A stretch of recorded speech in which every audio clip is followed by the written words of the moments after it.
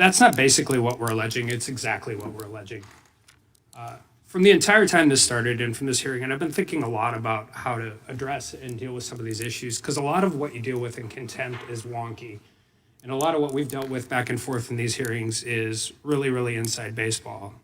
As an example, I spent 6 months in a skiff in the basement of the Capitol, in a classified setting, listening to unclassified testimony. So if we're talking about open and transparent and all of those different issues, but I think the more important issue is we've heard that Hunter Biden's a private citizen. I represented a lot of private citizens in federal court. Ain't any of them been treated like this. We can talk about a special prosecutor being appointed, but he was only appointed after a plea deal was thrown out that granted pretrial diversion for a federal gun charge and global immunity that far exceeded the overall base of the plea agreement. And keep in mind, that plea agreement was entered into after 2 different U.S. attorneys failed to prosecute this case. It's almost like if you would wait 2 years, 3 years and appoint a special prosecutor, then as the House is doing its investigation, you could claim, oh no, there's a prosecution going on. It's also a plea deal that apparently was granted after we had a DOJ report and people trying to get to a credible witness, and investigators all over the country were frustrated at every single step of the way. We have IRS witnesses that come in and say that every time they tried to investigate this stuff, it was taken off the table. And this had real consequences, real consequences. The statute of limitations passed. He can't be charged for the times for when these things occurred. Regular defendants don't get that treatment. They don't get that in federal court.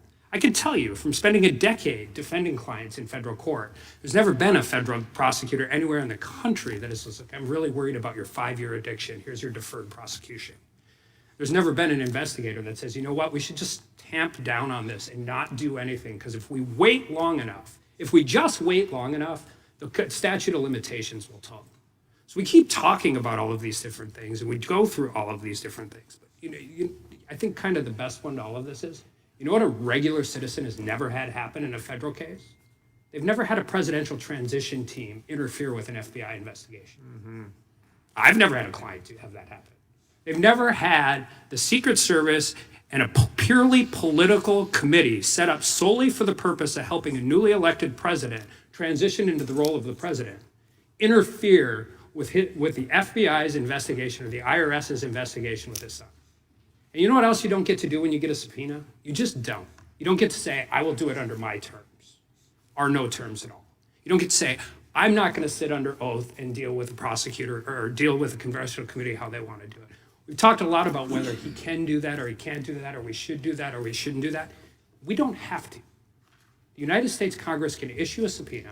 They can say how you want to do it. You can go back and you can negotiate terms and you can deal with all of these things. We've dealt with this a lot, both in the majority and the minority. What you don't get to do is hold a press conference on the front of the Capitol steps with your lawyer and say, I'm only doing it the way I want to do it. Maybe just this one time, Hunter Biden shouldn't get special favorable treatment with prosecutors and judges and IRS agents and statute of limitations.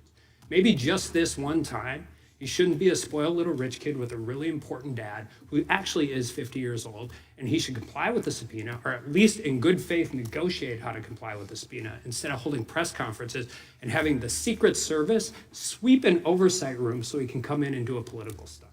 Maybe just this one time we should do it that way. So would the gentleman yield for a question? Sure.